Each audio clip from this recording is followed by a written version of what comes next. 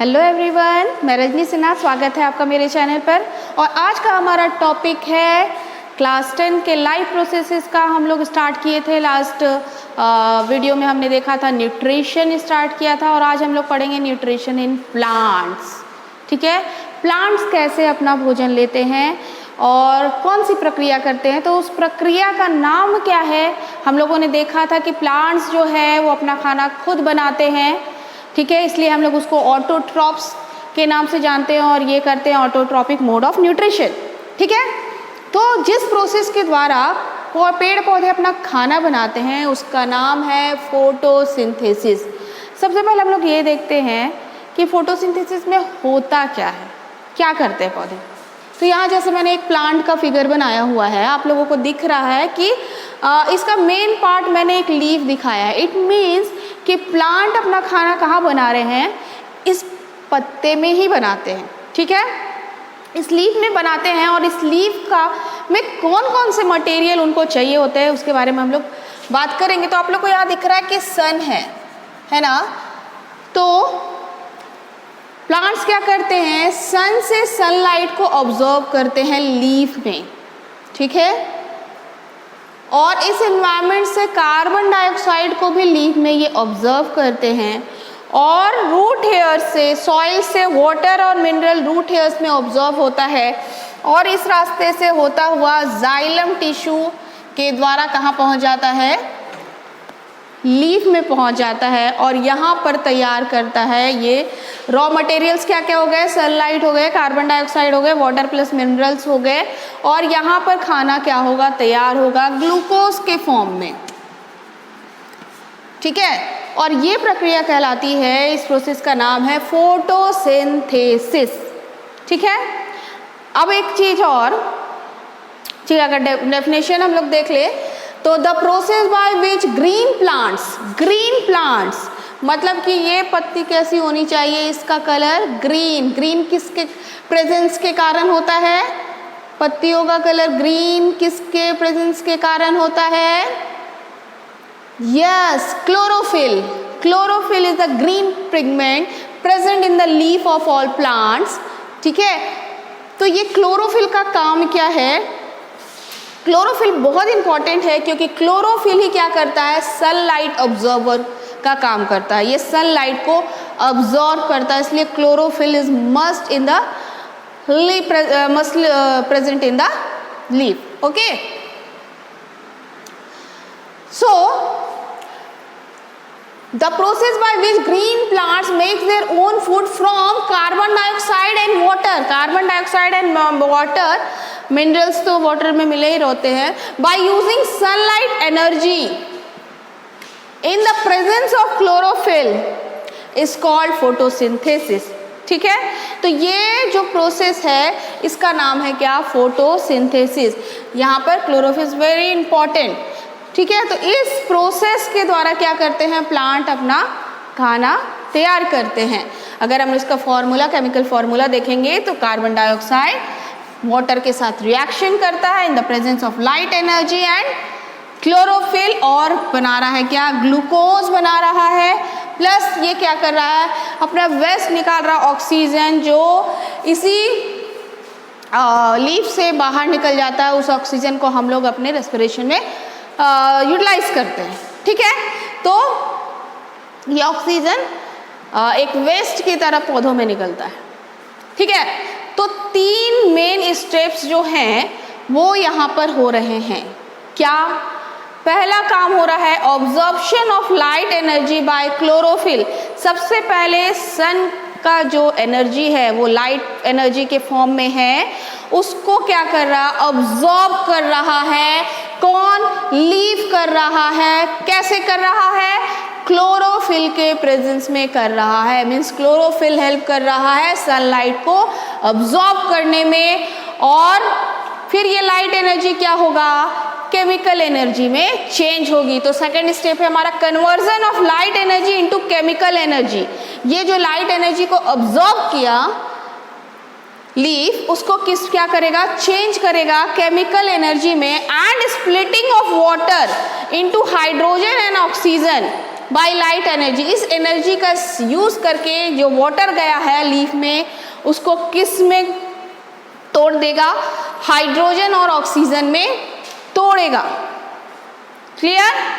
Third point है reduction of carbon dioxide by hydrogen to form carbohydrate. अब ये क्या हो रहा है? कार्बन डाइऑक्साइड का रिडक्शन होता है और ये क्या बनाता है? कार्बोहाइड्रेट, जो ग्लूकोज का जिसका फॉर्म है ग्लूकोज, उसको बनाएगा like glucose by utilising the chemical energy. उसी एनर्जी को यूज करके क्या करेगा? ग्लूकोज का निर्माण करेगा या कार्बोहाइड्रेट बोल लो। और बाद में ये पत्तियां क्या करती हैं? इस ग्लूकोज को स्टोर करके रख लेती हैं और इसके स्टोरेज फॉर्म को हम लोग स्टार्च के नाम से जानते हैं। क्लियर? अगर ये स्टोरेज फॉर्म में जो स्टार्च है ये बाद में पौधे जब फोटोसिंथेसिस की प्रक्रिया नहीं करते हैं तब फिर वो क्या करते हैं? उसको यूटिलाइज कर लेते हैं। तो ये बिल्कुल क्लियर है कि व्हाट इज फोटोसिंथेसिस। ठीक है, यहाँ पर एक चीज़ मैं और डिस्कस करूँगी कि मैंने बताया कि सनलाइट को क्लोरोफिल ऑब्जर्व कर रहा है, लेकिन ये कार्बन डाइऑक्साइड कहाँ से एंटर कर रहे हैं और ऑक्सीजन कहाँ से आउट होगा? ठीक है, तो इस लीफ में अगर आप लोग देखोगे तो इसके जो एपिडर्मिस होता है इसमें छोटे छोटे पोर्स पाए जाते हैं। इस पोर्स का नाम है स्टोमाटा। अगर आप स्टोमाटा का फिगर बड़ा करके देखोगे तो ये पोर्स कुछ इस तरह से होते हैं और इनके साइड में होते हैं गार्ड सेल्स। ये जो पोर होता है ये हर वक्त खुला नहीं रहता। जब इस पोर्स के दो काम है, एक तो हो गया यहाँ पर गैसेस का एक्सचेंज करना, ठीक है, मीन्स कार्बन डाइऑक्साइड एंटर करेंगे, ऑक्सीजन आउट एग्जिट होगा।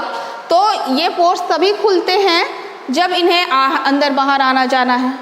और दूसरा काम इनका होता है ट्रांसपिरेशन। जो पौधों के वेस्ट वाटर बच जाता है उसको क्या करते हैं? ये ट्रांसपिरेशन के थ्रू अपने अंदर से बाहर निकाल देते हैं। तो दो काम होता है इस स्टोमाटा का।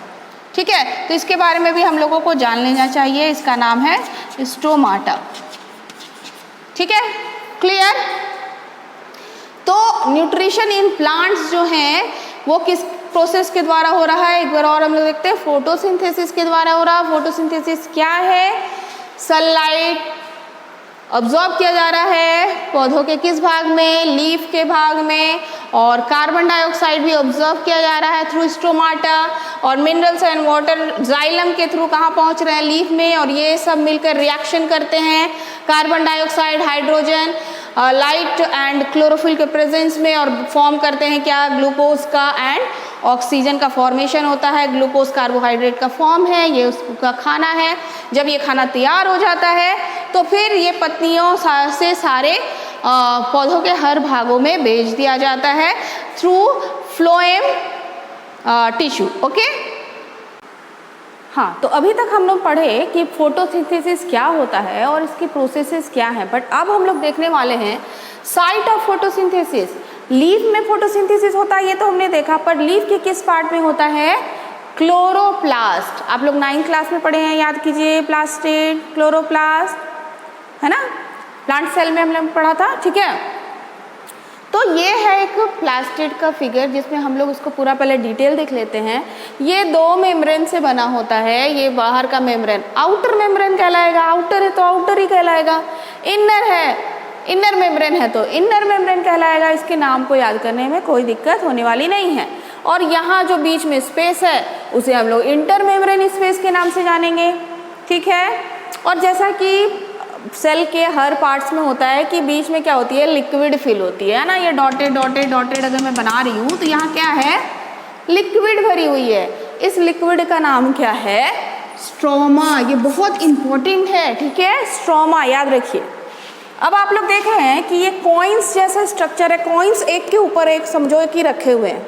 ठीक है, तो ये जो कॉइन्स लाइक स्ट्रक्चर है इसके ग्रुप को हम लोग ग्रैनम के नाम से जानते हैं, या ग्रैना भी हम लोग सिंपल लैंग्वेज में कहते हैं। And this is the site of photosynthesis. इसी ग्रैनम में क्या होता है? फोटोसिंथेसिस होता है। तो आप लोग एक चीज़ और देखो कि ये जो ग्रैनम है, कॉइन बाय कॉइन एक दूसरे के ऊपर इस तरह का स्ट्रक्चर है। अगर हम लोग इसको सिंगल लें, एक कॉइन को लें, तो एक कॉइन को हम लोग कहते हैं थाइलेकॉइड। ठीक है, क्या बोलते हैं? थाइलेकॉइड। और इसी में भरा हो रहता है क्या? इसी थाइलाकॉइड के अंदर रहता है ल्यूमेन भरा हुआ। अब ये ल्यूमेन में क्या रहता है? क्लोरोफिल। ग्रीन प्लांट्स में क्लोरोफिल, और जो अदर्स प्लांट है जैसे किसी के पत्ते रेड होते हैं, येलो होते हैं, ठीक है, तो उसके हिसाब से उनमें क्या होता है? पिगमेंट्स मौजूद होते हैं, ठीक है, जैसे ज़ैंथोफिल वगैरह हो गया। तो अभी हम लोग इसको डिटेल करेंगे, और जिनमें दूसरे पिगमेंट्स होते हैं वो भी फोटोसिंथेसिस करते हैं, ठीक है। प्रोसेस सबका यही है, इसलिए इसके लिए टेंशन लेने की ज़रूरत नहीं है। और आप लोग देख रहे होंगे कि जितने भी ग्रैनम है ये इंटरकनेक्टेड है, किससे? लैमेला से कनेक्टेड है, ठीक है। तो दो इम्पॉर्टेंट रीज़न है यहाँ पर क्लोरोप्लास्ट में, जहाँ पर क्या हो रहा है? फोटोसिंथेसिस की प्रक्रिया चल रही है। एक तो ग्रैनम और दूसरा स्ट्रोमा, ठीक है। तो ये दोनों साइट्स हैं किसके? फोटोसिंथेसिस के। यहाँ पर आप लोग देख लो, ग्रीन प्लास्टेट्स, क्लोरोप्लास्ट और kitchen of the cell. Chloroplast को हम लोग किचन ऑफ द सेल के नाम से भी जानते हैं। हम लोग अपने घर में खाना कहाँ बनाते हैं? किचन में बनाते हैं। प्लांट्स अपना खाना कहाँ बनाते हैं? प्लास्टिक में बनाते हैं, इसलिए प्लांट्स के प्लास्टिक को क्या कहते हैं? Kitchen of the cell. याद हो गया? कोई टेंशन ही नहीं है, ठीक है, ओके। दूसरा पॉइंट देखो, each developed chloroplast has two distinct area. दो डिस्टिंक्ट एरिया होता है, एक हो गया इसका लिक्विड पार्ट जिसको हम लोग स्ट्रोमा के नाम से जान रहे हैं, और एक कॉइन्स लाइक थाइलाकॉइड ग्रुप्स में होता है, इसको हम लोग जानते हैं हम लोग ग्रैना के नाम से, ठीक है। अब यहाँ पर बहुत इंपॉर्टेंट देखो, लाइट रिएक्शन। भैया ये लाइट रिएक्शन क्या है? Dark reaction. ये डार्क रिएक्शन क्या है? नो टेंशन, मैं हूँ, अभी बताऊंगी। तो light reaction of photosynthesis takes place in grana. Light reaction किस में हो रहा है? ग्रैना में हो रहा है। डार्क रिएक्शन किस में हो रहा है? स्ट्रोमा में हो रहा है। लाइट रिएक्शन मीन्स जो लाइट में होगा, जैसे फोटोसिंथेसिस हम लोग पढ़ रहे हैं कि सनलाइट में हो रहा है, तो जो रिएक्शन लाइट में हो रहा है उसको हम लोग लाइट रिएक्शन कहते हैं। पर जब हर वक्त सन नहीं होता ना, फिर भी क्या चलते रहता है? रिएक्शंस चलते ही रहते हैं पेड़ पौधों के अंदर, है ना। तो जब सनलाइट नहीं है उस वक्त जो रिएक्शन हो रहा है उसको हम लोग कहते हैं डार्क रिएक्शन, और ये होगा स्ट्रोमा। और जैसे कि यहाँ ग्रैना में क्या फिल होता है? क्लोरोफिल फिल्ड होता है। स्ट्रोमा में भी बहुत सारे एंजाइम्स फिल्ड होते हैं, ठीक है। ये पूरे एंजाइम्स से भरा हुआ रहता है जो रिएक्शन में हेल्प करता है, ठीक है। यहाँ तक क्लियर है? ठीक है, तो हमने अभी तक देख लिया कि फोटोसिंथेसिस क्या होता है, ठीक है, और क्लोरोप्लास्ट साइट ऑफ फोटोसिंथेसिस क्या होता है। अब हम लोग देखेंगे mechanism of photosynthesis. Mechanism of photosynthesis जो होता है वो दो फेज में होता है, एक लाइट रिएक्शन और एक डार्क रिएक्शन। तो जो लाइट में होगा वो लाइट रिएक्शन, इसको हम लोग जानते हैं हिल रिएक्शन के भी नाम से। और क्योंकि ये लाइट के प्रेजेंस में ही होगा, मतलब वो टोटली किस पे डिपेंडेंट है? लाइट पे डिपेंडेंट है, तो इसको हम लोग लाइट डिपेंडेंट फेज भी कहते हैं, ठीक है। दूसरा हो गया डार्क रिएक्शन, इसको हम लोग ब्लैकबेंस रिएक्शन के भी नाम से जानते हैं, और ये बिना लाइट का होता है, लाइट इंडिपेंडेंट रिएक्शन के नाम से हम लोग इसको जानते हैं। क्लियर? आगे देखिए कि ये जो हम लोग देखे थे कि रिएक्शन है, ये फोटोसिंथेसिस का जो रिएक्शन है, इसमें डिसोसिएशन होता है वाटर का ना। वाटर किस में टूटता है? हाइड्रोजन एंड ऑक्सीजन में टूटता है। तो ये जो इनका टूटना है हमेशा क्या कब होगा? लाइट के प्रेजेंस में ही होगा। मतलब पहला काम क्या है फोटोसिंथेसिस का? कि डिसोसिएट कर रहा है, ये वाटर को तोड़ दे रहा है हाइड्रोजन और ऑक्सीजन में। तो ये हमेशा लाइट के प्रेजेंस में होगा और ऑक्सीजन को निकालेगा, जिसका हम लोग इस्तेमाल कर लेते हैं। तो ये हो गया क्या? लाइट रिएक्शन, ठीक है। अब जब ये यहाँ लाइट का काम हो जाता है और एनर्जी फॉर्मेशन हो जाती है, उसके बाद जब लाइट नहीं है फिर भी हम लोग का क्या हो रहा है? यहाँ पर कार्बन डाइऑक्साइड क्या करेगा? ये बनाएगा क्या? कार्बोहाइड्रेट में चेंज हो जाएगा, ठीक है। तो ये रिएक्शन कहलाता है डार्क रिएक्शन, जो बिना लाइट की भी होती है। अभी हम लोग इसको फुल डिटेल में देखते हैं, ठीक है। तो हमने अभी तक देखा कि light reaction and dark reactions होते हैं। अब हम लोग थोड़ा सा और डिटेल देख लेते हैं, क्योंकि NTSC या कोई ओलंपियाड का एग्ज़ाम आप लोग दे रहे हैं तो उसके हिसाब से इसी में से क्वेश्चंस आते हैं, इसलिए हम लोग इसको कंप्लीट करते हैं। तो मेरी बात को बिल्कुल ध्यान से समझना, ये पार्ट बिल्कुल समझने वाला है, बहुत सारे क्वेश्चन इसी पार्ट से रहते हैं, इसलिए मैं इसे छोड़ नहीं सकती हूँ, आपको इसको ध्यान से सुनना है, ठीक है। तो आओ, मैकेनिज्म ऑफ फोटोसिंथेसिस में हमारा है पहला लाइट रिएक्शन, जिसको हम लोग हिल रिएक्शन के नाम से भी जान रहे हैं। इसमें आप पहला काम क्या है, एक्टिवेशन ऑफ क्लोरोफिल। अब इसको ऐसे समझो कि आप लोग सो रहे हो, सुबह बिल्कुल सो रहे हो, मम्मी आ गई, उठो उठो उठो उठो, जगाया मम्मी ने। जैसे मम्मी ने जगाया, आप लोग क्या किए, एक्टिवेट हो गए, एक्टिवेट होके उठ गए, हाँ भाई मुझे स्कूल जाना है। मन तो कर रहा है सोने का, पर हो सकता है मार पड़ जाए तो हमें एक्टिवेट होना ही पड़ेगा। तो यहाँ पर आप एक्टिवेट हो गए, ठीक है। तो उसी तरह से पौधों में जो क्लोरोफिल रहता है वो आराम करता रहता है, आराम फरमाता रहता है, वो कोई काम नहीं करता। लेकिन जैसे ही लाइट पत्ते पे पड़ती है, क्लोरोफिल एक्टिवेट हो जाता है। तो पहला काम क्या है, एक्टिवेशन ऑफ क्लोरोफिल। और कैसे होता है, लाइट के प्रेजेंस में होता है। तो क्लोरोफिल में जैसे ही लाइट एनर्जी पड़ती है, क्लोरोफिल एक्टिवेट होता है और इलेक्ट्रॉन के रूप में एनर्जी फॉर्मेशन करना स्टार्ट कर देता है। तुरंत वो एनर्जी फॉर्मेशन करने लगता है।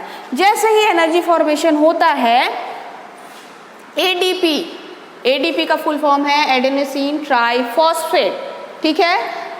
फॉस्फेट एक एनर्जी का फॉर्म है जो इलेक्ट्रॉन फॉर्म कर रहा है, ठीक है। अगर एक फॉस्फेट है तो हम लोग इसको कहते हैं एएमपी, एडेनोसिन मोनोफॉस्फेट। दो फॉस्फेट है, एक फॉस्फेट है तो मोनो, दो हो गया तो डाइफॉस्फेट, और तीन हो गया तो ट्राइफॉस्फेट के नाम से हम जानते हैं। इसमें सबसे कम एनर्जी होती है, दो जुड़ गए तो थोड़ा एनर्जी ज़्यादा हो गई, तीन जुड़ गए तो एनर्जी और ज़्यादा हो गई, ठीक है। तो हम लोगों को क्या करना है, यहाँ पे एनर्जी का फॉर्मेशन करना है, ठीक है। तो एडेनोसिन ट्राइफॉस्फेट एक और फॉस्फेट से जुड़कर क्या बना देता है, एटीपी। एटीपी का नाम आप लोग पहले भी सुने हो। एटीपी का फुल फॉर्म होता है एडेनोसिन ट्राइफॉस्फेट, और ये बहुत इंपॉर्टेंट है, ये नाम आपको याद कर लेना है, क्योंकि ये ही कॉम्पिटिटिव एग्जाम में पूछा जाता है, बहुत इंपॉर्टेंट क्वेश्चन है। तो इसको आप लोगों को याद रखना है, ठीक है, याद रखना है। तो एटीपी के फॉर्म में एनर्जी को ये फॉर्म कर रहा है। पहला काम क्या था, एक्टिवेशन ऑफ क्लोरोप्लास्ट, ठीक है। दूसरा काम क्या हुआ, फॉर्मेशन ऑफ एटीपी, ठीक है। स्टेप देखो, लाइट रिएक्शन का स्टेप। दूसरा क्या हुआ, फॉर्मेशन ऑफ एटीपी। तीसरा फेज क्या है, फोटोलिसिस ऑफ वाटर। मैंने अभी बताया कि लाइट रिएक्शन में क्या होता है, वाटर डिसोसिएट हो जाता है। वाटर डिसोसिएट, लाइट जैसे पड़ेगा ये क्या करेगा, हाइड्रोजन एंड हाइड्रोक्सिल आयन में ये डिसोसिएट हो जाएगा। इस हाइड्रोक्सिल आयन से जो ऑक्सीजन है वो बाहर निकल कर चला गया, हमारे यूज़ के लिए एनवायरनमेंट में चला गया, हम लोग इस्तेमाल करेंगे। और जो हाइड्रोजन बच गया वो आगे के रिएक्शन में इस्तेमाल होगा, कुछ को छोड़ना नहीं है, सारे एनर्जी सबको क्या करना, हम लोग को और एनर्जी और एनर्जी और एनर्जी बनाने के लिए इस्तेमाल कर लेना है। तो photolysis of water third step हुआ। तो फोर्थ स्टेप क्या हो जाएगा, एक्टिवेशन ऑफ NADPH। अब ये क्या है, यहाँ पर आप लोग रिएक्शन देख रहे हो कि NADPH, ठीक है। NADPH का फुल फॉर्म होता है nicotinamide adenine dinucleotide phosphate. Nicotinamide adenine dinucleotide phosphate इसका नाम है। ये नाम आपको याद नहीं करना है, थोड़ा सा टफ हो जाता है, आपको इसकी ज़रूरत नहीं है, पर माइंड में रखने के लिए। फिर यहाँ जो हाइड्रोजन बचा था वो भी आ गया, और इलेक्ट्रॉन्स बचे हुए थे वो भी आ गए, और ये सब मिलकर क्या बना दिए, NADPH। इसमें और भी ज़्यादा हाइयर एनर्जी फॉर्म होती है, ठीक है, हाइयर एनर्जी का फॉर्म होता है। तो ये है हमारा लाइट रिएक्शन। मेनली क्या काम हो रहा है, लाइट एनर्जी किस में चेंज हो गई, केमिकल एनर्जी में चेंज हो गई, ठीक है। ये होगा प्रेजेंस ऑफ लाइट में, ठीक है। नाउ अब हम लोग देखते हैं डार्क रिएक्शन क्या होता है। Dark reaction, Blackman's reaction, light independent reaction, कुछ भी हम लोग इसको कह सकते हैं, और ये लाइट के एब्सेंस में होगी, ठीक है। तो हमारा याद करो स्टेप्स था फोटोसिंथेसिस का। तो लास्ट स्टेप क्या था, reduction of carbon dioxide to form carbohydrate. अब हम लोग कार्बोहाइड्रेट के फॉर्म में क्या करेंगे, या ग्लूकोज के फॉर्म में क्या करेंगे, खाने को तैयार करेंगे। ये हमारा फाइनल स्टेप है, ठीक है, ये डार्क रिएक्शन में होता है। तो यहाँ पर आप लोग देखो कि कार्बन डाइऑक्साइड अब क्या होगा, रिड्यूस फॉर्म में जाएगा। यहाँ 12 NADPH2 लिया गया, 18 ATP लिया गया। ये सब कहाँ से आया, लाइट रिएक्शन में सब तैयार हुआ था, ठीक है। तो इतने सारे रिएक्शंस को ले करके ये जितना भी मटेरियल तैयार हुआ था NADPH2 NADP सब का इस्तेमाल कर रहा है पौधा, क्या करने में, कार्बन डाइऑक्साइड को रिड्यूस करने में, और फॉर्म कर रहा है क्या, कार्बोहाइड्रेट फॉर्म कर रहा है। 12 NADP भी बना रहा है, 18 ADP भी बना रहा है, 18 फॉस्फेट भी बना रहा है, और फिर वाटर भी फॉर्मेशन कर रहा है।